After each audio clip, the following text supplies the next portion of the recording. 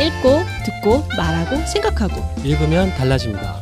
인사이트 감성 채널 최고의 페이지. 와. 오! 자, 관계를 읽는 시간 두 번째 시간이 시작됐습니다. 네. 네. 저희 관계를 읽는 시간 두 번째 이야기를 하면서요. 이 책 읽으시면서 어떠셨는지 관점에 대한 재해석 한번 들어보려고 하는데요. 저희가 세 가지 측면에서 듣고 있죠. 소통 측면, 그리고 심리적 측면, 글로벌 관점으로 해서 저희 어떤 해석이 있는지 먼저 이병훈 소장님 아니면 유경술 대표님 어느 분 먼저 시작하시겠어요? 저는 고맥락 사회와 저맥락 사이에 대해서 한번 얘기를 해보고 싶어요. 네. 워낙 사람들이 많이 이미 알고 있긴 한데 맞아요. 이 책에도 이 내용이 나오는데 저는 한 번 더 리마인드 하면서 굉장히 중요한 포인트 같아서 한번 제가 가져와 봤습니다. 동양과 같이 인간의 독립된 개인이라기보다는 집단의 구성원으로 보고 서로 긴밀하게 연결되어 있는 사회를 우리는 고맥락 사회라고 하거든요. 이와 반면에 서양처럼 인간의 독립된 개인으로 보고서 집단과 개인을 구분하는 사회를 저맥락 사회라고 해요. 이게 이제 문화적인 차이인데 네. 이 문화적인 차이 때문에 소통이 굉장히 안 되는 경향이 많다는 거예요. 그래서 예를 들어 우리 보통 취업하거나 그럴 때 자기소개서 쓰잖아요. 네. 우리 동양인은 내가 속한 사회적인 맥락에 쓰잖아요. 그렇죠. 그래서 어떻게 쓰냐면 가족이 몇 명이고 나는 어디에 뭘 했었고 내 배경으로 내 중심으로 소개를 하는데 네. 서양인들은 사실 개인적인 차원을 서술하는 경향이 있어요. 그래서 자기소개를 쓰더라도 나는 외향적이다. 나는 뭐 수영과 테니스를 좋아한다. 나는 프로그래밍을 하고 있다. 이런 것도 설명하죠. 이게 바로 사람 어떤 환경이 달라지는 건데 이게 대화할 때도 굉장히 다르다는 거죠. 그래서 보통 대화를 할 때 그냥 있는 그대로 얘기해요. 팩트 중심으로 얘기를 하면 괜찮은데 실제로 이게 저맥락 사회죠. 네. 그래서 얘기하면 그냥 받아들여요. 근데 네. 고맥락 사회에서는 기본적으로 상대방이 내가 돌려서 얘기하는 것도 이해해주기 원하는 거예요. 맞아요. 그렇죠. 그래서 사실 뭐 그거 괜찮아 그러면 내가 그냥 별로 괜찮지 않아라고 얘기하는데 실제로는 그 안에 있는 내면에 있는 뭔가를 더 이해하기를 원하는 것도 그렇죠. 있거든요. 그래서 네. 한 번 더 물어봐주고 확인해 주는 게 필요한데 네. 그래서 서로 오해되는 게 굉장히 많은 것 같아요. 그래서 실질적으로 소통 관점에서는 우리가 대화를 할 때 저는 요즘에는 많이 바뀌어서 서양이나 동양이나 이제 많이 교류돼 있고 문화가 많이 바뀌어가면서 사실은 우리나라도 굉장히 저맥락 사회처럼 대화를 하기도 해요. 직설적으로 특히 요즘에 밀레니얼 세대나 Z세대들은 그냥 그게 익숙하죠. 그렇지만 전반적으로는 아직 그런 게 부족한데 우리가 이야기할 때는 이 두 가지를 다 이해하고 특히 약간 연배가 있는 분하고 얘기할 때는 고맥락 사회에서의 말하는 방식들을 잘 이해해서 상사가 왜 저렇게 얘기를 할까? 그때 그 의도와 내적인 의미들을 잘 파악하려고 노력하는 게 소통을 잘하는 사람의 특징이 아닐까. 라는 생각이 들어요. 그리고 이제 특히 연배가 있는 분들은 좀 신입사원이나 젊은 친구들이 얘기할 때 어떻게 저렇게 X가지 없이 얘기하지? 근데 그건 X가지가 아니라 있는 그대로 얘기하는 것들을 내가 들을 수 있는 또 그런 경청 능력도 필요하다라는 생각이 듭니다. 그래서 제가 이거에 대해서 얘기할 때 갑자기 그런 생각이 들었어요. 저도 이제 나이가 좀 들어가면서 내가 조금 젊은 사람들과 얘기할 때 자꾸만 어떤 편견이나 그런 생각을 갖고 얘기를 하는 것이 아닌가. 그래서 가끔씩 뭔가 안 통하다는 느낌이 들 때도 있었거든요. 근데 그게 이런 것들과 연관이 되어 있다 생각이 들어서 이 얘기를 한번 해보고 싶었습니다. 굉장히 좀 소통에서 중요한 포인트인 것 같아요. 네. 저희 이병훈 소장님은 어떠셨어요? 저도 글로벌 관점으로. 저는 이제 글로벌 관점을 해야 되죠. 유 대표님이 고맥락과 저맥락 사회를 잠깐 언급을 해주셨는데 저도 좀 연결이 되는 부분이라 이어서 한번 말씀을 드려볼게요. 그런 생각을 좀 해봤어요. 요즘에 이렇게 비즈니스 현장에서 커뮤니케이션이나 뭐 업무 지시나 이런 거 할 때 보면 저맥락으로 이제 해야 된다라는 것들을 되게 거의 디폴트처럼 이제 거의 하고 있잖아요. 아예 매뉴얼 만들어서 뭐 S모 그룹이나 나오는 걸 저도 봤고요. 맞는 말이죠. 일을 하기 위해서는 사실 업무 지시를 목표부터 해서 딱딱딱 잘 정리해서 밑에 직원이 시간 낭비 없게끔 제대로 할 수 있게끔 하는 것도 업무 지시를 정확히 하는 것도 중요하겠지만 반대로 생각을 해보면 어떻게 보면 서양 사람들이 부러워할 수 있는 가치가 아닐까라는 좀 생각을 했어요. 약간 정의 문화죠. 예. 왜냐하면 너무 일적으로만 사람과의 대화를 하고 물론 우리나라 사람들이 똑똑해서 일할 때는 이렇게 저맥락으로 하지만 또 일을 나와서는 뭐 고맥락으로 전환을 바로바로 할 수 있다면 문제가 되지 않겠지만 사실 비즈니스랑 삶이라는 게 되게 밀접하게 연관이 되어 있잖아요. 아무래도 이렇게 패턴이 변해가고 있는 거고요. 저는 어떤 생각을 해봤냐면 이 책을 읽으면서 또 오랜만에 들은 건데 그 아이와 어른의 관계, 그러니까 아이가 성장할 때 부모의 양육을 잘 받아야 그게 좀 뭐 감정적으로 이게 안정화되면서 그게 나중에 어른이 돼서도 이렇게 뭐잘 커나간다 정도 저는 잘 모릅니다. 그냥 저는 이 정도 수준으로 알고 있는데 그래서 어렸을 때 아이를 양육하는 게 되게 중요하다는 얘기는 심리학적인 부분에서 맞아요. 얘기 많이 강조하잖아요. 근데 그런 생각도 해봤어요. 서양은 보통 어린아이를 뭐 18세, 19세가 되면 우리나라보다 훨씬 독립시키려는 경향이 되게 강하잖아요. 그렇죠. 그리고 동양적인 문화에서는 오히려 반대로 좀 더 끼고 살려고 하고. 근데 제가 얼마 전에 저희 딸한테 이런 비슷한 얘기를 한번 했었거든요. 나중에 너희가 20살 되면 아빠는 이제 너의 책임 안 질 거야. 막 너희는 이제 너희 삶은 너희가 알아서 해야 돼. 했는데 그 친구들이 약간 불안해하긴 했는데 저는 그 아이를 위해서 이렇게 얘기를 했어요. 근데 그 얘기를 하고 나서 한참 지나서 마음이 되게 아프더라고요. 내가 굳이 그런 얘기를 이 어린애들한테 할 필요가 있었을까라는 그런 생각도 들었고 특히 서양에서는 그런 게 되게 강하다면서요. 어린 자녀가 부모를 부양하는 게 사실 거의 우리나라보다 좀 적을 그렇지 않죠. 그죠? 우리나라는 그래도 지금도 부모님이 연로하시고 좀 병이 드시고 하면 자식된 도리로서 뭔가 좀 해야 되고 그럼요. 그게 맞는 것 같고 네. 근데 어떻게 보면 서양 사람들이 되게 부러워할 만한 가치가 아닐까요? 점점 고령화 시대가 되고 있고 하는데 그렇죠. 비즈니스적으로 우리가 원래 갖고 있었던 장점을 오히려 우리가 놓고 있는 건 아닐까라는 생각도 한번 해봤어요. 사실 그래서 뭐가 정답일지는 모르겠지만 그렇죠. 네. 너무 사회가 생산적으로 바뀌어가다 보니까 뭔가 그렇죠. 그런 것들에서 저맥락으로 얘기하는 게 더 합리적이라고 생각하잖아요. 그렇죠. 그래서 많이 하는데 또 우리가 갖고 있는 정의라든가 관계에 대한 것들은 또 조금 다를 것 같아요. 그래서 그런 걸 더 동의해요. 많이 잃어가고 있고 또 그런 것들을 많이 안 하다 보니까 또 그런 관계도 좀 더 정이나 이런 돈독함이 줄어드는 것이 아닌가 맞아요. 생각이 듭니다.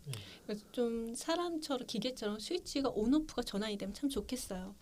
저는 심리학적 관점으로 보면 저는 그 바운더리라는 부분을 좀 더 이야기를 하고 싶어요. 그러니까 여기서 말하는 바운더 네 가지 바운더리는 역기능적인 것을 말을 하고 있잖아요. 기능을 하지 못하는.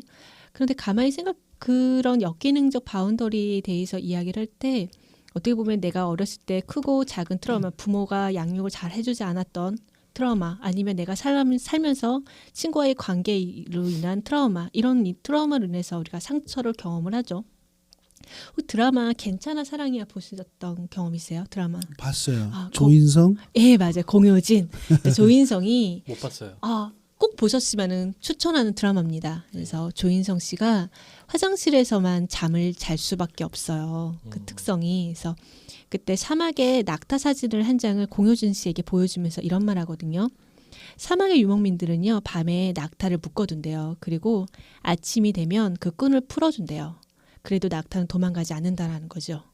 이유는 낙타는 그 발에 끈이 묶인 지난 밤을 기억을 한대요. 그래서 그 기억으로 인해서 우리가 상처를 가지고 있고, 그리고 그 과거의 상처가, 그 트라우마가 어떤 사람에게는 뭐 불안증, 어떤 사람에게는 강박증으로 나타난다는 거죠. 근데 그 트라우마를 다시 한번 돌이켜 생각해 보면 그 트라우마는 되게 생존하고 연결이 되어 있는 것 같아요. 그때 내가 지금은 역기능일 수 있는데 그때 내가 그 순간에 그걸 하지 않았다라면 난 살기 어려웠을 수도 있다라는 거죠. 어떻게 보면은 아픈 상처기도 하지만 내가 먼저 그걸 따뜻하게 그 바운더리가 될 수밖에 없었던 그 모습을 내가 먼저 이렇게 안아주고 화해해야 되는 게 필요하지 않을까 싶어요. 지금 현재 시점에서는 그 역기능적 바운더리가 나의 삶을 불편하게 하고 불안하게 하고 있지만 그렇지만 과거에 있는 나에게 도움을 줬던 그 바운더리를 먼저 화해해주고 따뜻하게 안아주고 그 다음에 이제는 역기능이 된 이제 기능으로 가야 되는 나의 발목의 쇠사슬을 좀 잘라내는 연습도 필요하다는 부분에서 이 책을 읽을 때 조금 더 나의 역기능이 발달될 수밖에 없었던 그런 모습을 안아주는 것도 중요하지 않을까. 그래서 그런 관점에서 역기능을 불편해라고만 바라보는 것이 아니라 그동안 이런 걸로 인해서 내가 살아갈 수 있었어 하면서 한번 화해하고 안아주는 작업도 필요할 거라는 생각이 들었어요. 질문해도 돼요? 네. 네. 그 안아주는 건 어떻게 해야 되는 거죠? 그러니까 일반인들은 잘 어떤 의미인지 좀 이해하기 어려우실 수 있을 것 같아서. 맞아요. 안아준다라는 거는 이제 심리학적 용어로, 그러니까 어찌 보면 제가 생각하는 건 자기 연민이라고 하죠. 자기자비. 나를 조금 더 내가 고통스러운 순간이 있었고 내가 아픈 순간이 있었다라는 것을 내가 스스로 거부하거나 외면하는 것이 아니라 그거를 내 모습을 이해해주고 그리고 따뜻하게 받아주고 수용해주고 그리고 그런 모습 속에서 잘 살았어라고 내 자신을 좀 인정해주는 것, 그게 안아주는 건 아니가 싶습니다. 네. 예, 실제로 안아주세요.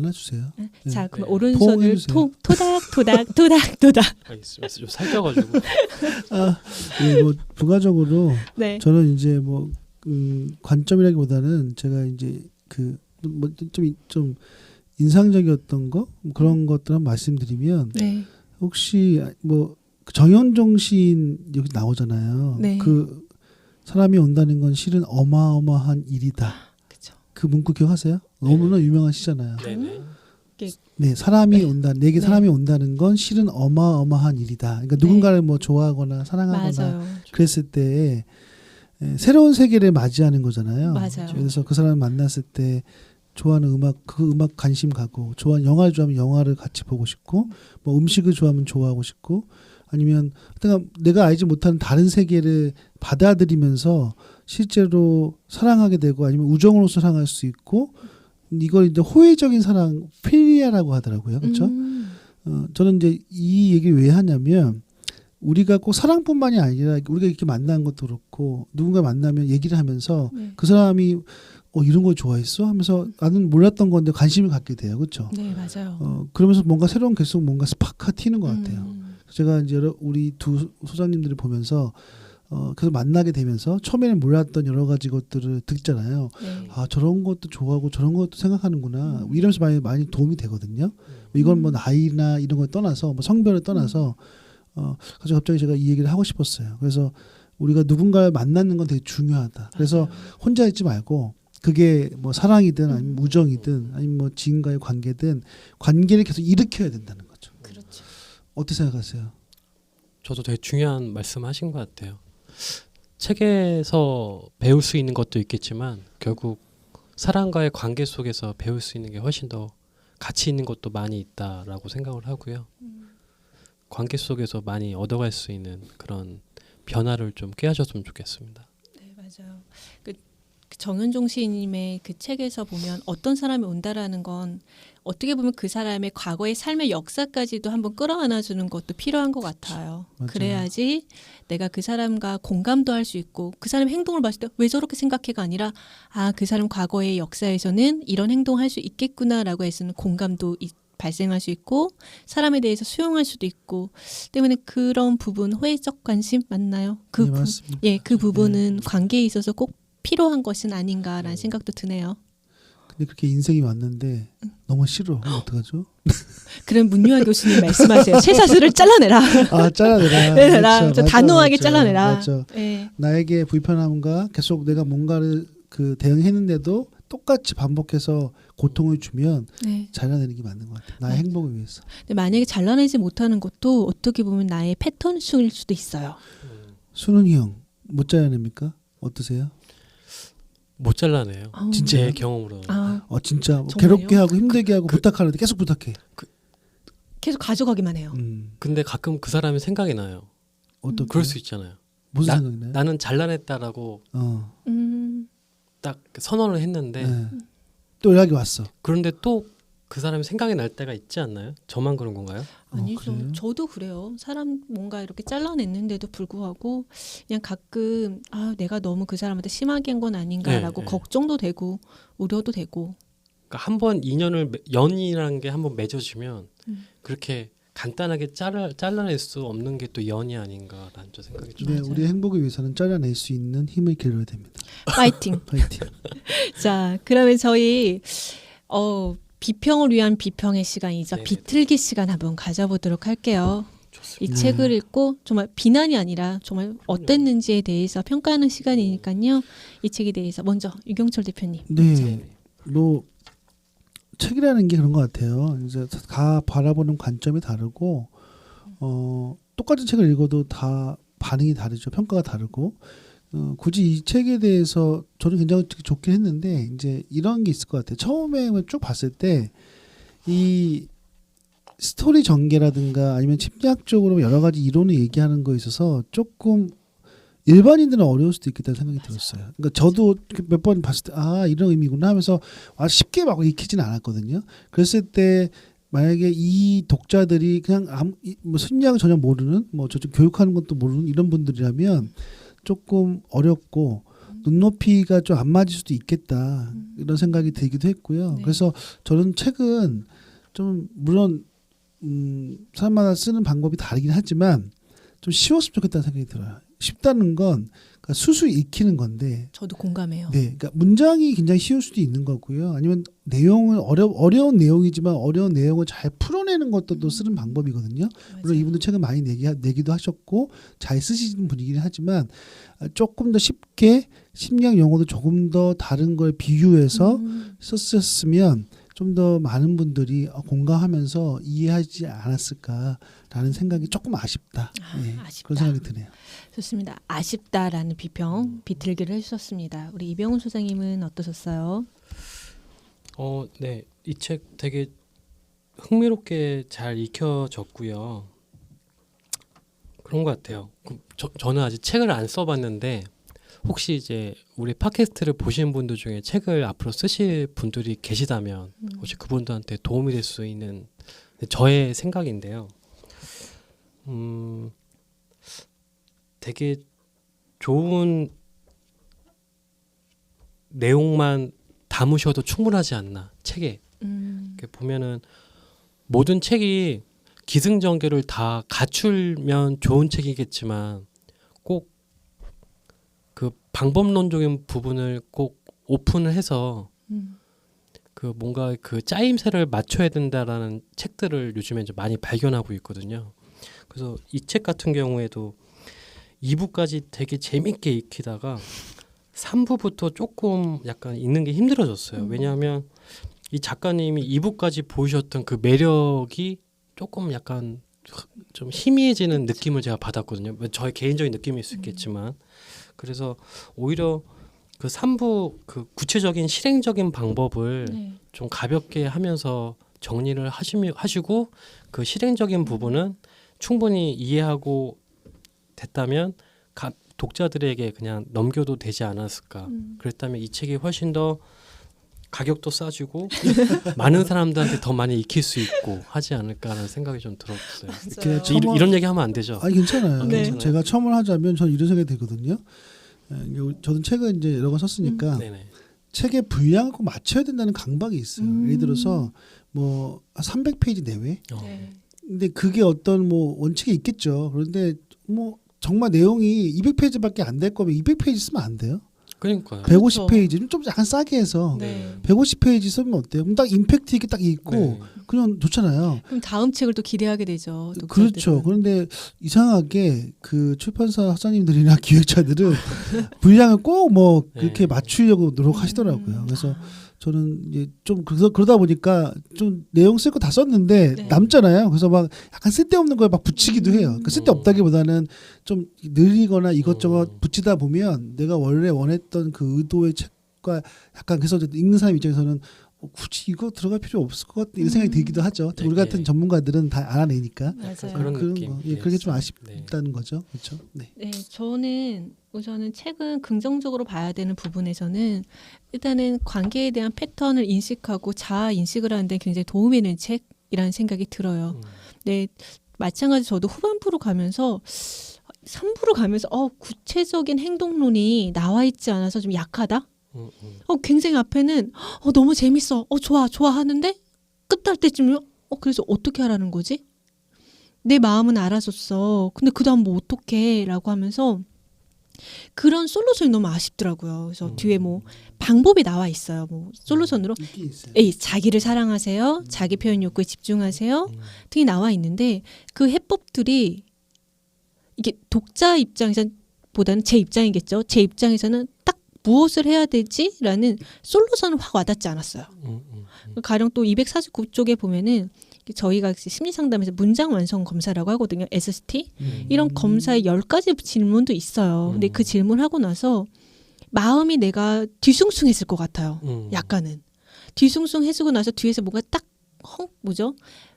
약을 발라줘야 되는데 그 바르는 약이 약간은 약하지 않았을까. 그래서 좀 아쉽다라는 게 그래서 좀 독자에게 혼란을 주진 않을까라는 우려도 조금은 해봤습니다. 그렇죠. 그래서 이게 관계가 중심인 책이니까 주제니까 그럼 어떻게 좀 관계를 잘해야 되는 솔루션을 아까 저는 조금 그러니까 처방을 하는데 좀 강력한 처방을 하면 좋겠다는 게 전 동의하거든요. 네. 마지막에 보면 건강한 자기 세계를 이루기 위한 조건 4가지 얘기하시거든요. 첫 네. 번째가 삶에 대한 자기 결정권을 갖는 것, 둘째가 자기 이해에서 생겨난 개성을 갖는 것, 세 번째가 관심사를 통해 방향성을 갖는 것. 이렇게 얘기하거든요. 그런데 세 가지 얘기하는데 저도 그 내용 되게 좋았어요. 예, 좋았는데 명확하진 약간 않죠. 예, 좀 두루뭉실한 느낌이 그렇죠. 들었어요. 그런가? 예. 이게 사람마다 다른 것 같아요. 맞아요. 다를 수 있어요. 저는 이 정도까지가 좋아요.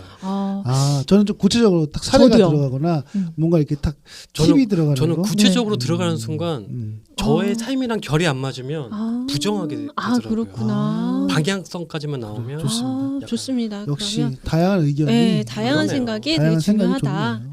자, 그러면 저희 이 책을 추천하시겠습니까? 라는 추천, 감상평 한번 저는 들어볼게요. 완벽히 추천합니다. 오, 네, 뭐 좋을 것 같아요. 저도 추천합니다. 추천하십니까? 저는 인내심이 있다면 읽어봐라. 인내심. 이게 어려운 책이군요. 어려워요. 아, 심리학적 용어도 있고 그리고 만약에 한 번 읽은 것이 아니라 2번, 3번 정도 읽을 것을 저는 권합니다. 그럼 좋죠. 네, 그러면 그렇다면 저는 추천하겠습니다. 네. 자, 마지막 순서죠. 네. 저에게 있어서 우리에게 있어서 나에게 있어서 관계란 무엇인지 오자톡 해주시겠습니까? 지금 나에게 어려운 있어. 거예요. 오자톡. 네, 관계란. 저는 헤아리는 맘. 마음은 마음이에요. 아까 그 헤아리는 거 네, 그거 그렇죠. 처음에 느낌 왔는데 그거에 네, 계속 꽂혀 헤아리는 계시네요. 맘. 5글자죠? 네. 구체적으로 좀 알고 싶어요. 그 저도요. 헤아린다. 끝나고 말씀드릴게요. 네, 알겠습니다. 우리 이병훈 소장님. 균형을 찾기. 오, 네. 균형에 대한 얘기를 계속 하시는 것 같았어요. 맞아요. 저는 함께의 시간. 함께 예? 함께의 시간. 함께의 시간. 네, 함께의 시간. 함께의 네, 시간. 관계라는 건 누구와 함께 할 때 의미가 있다라는 생각에서 그래요. 함께의 시간입니다. 함께 좀 하세요. 네, 저희 함께 하는 시간, 저희 관계를 읽는 시간 오늘 마무리하도록 하겠습니다. 저희 함께 즐겁게 읽어주셨고요. 마무리로 수고하셨습니다. 수고하셨습니다. 수고 많으셨습니다. 읽고, 듣고, 말하고, 생각하고 읽으면 달라집니다. 인사이트 감성 채널 최고의 최고의 페이지. 감사합니다. 수고하셨습니다. 감사합니다. 안녕히 계세요. 네, 고맙습니다.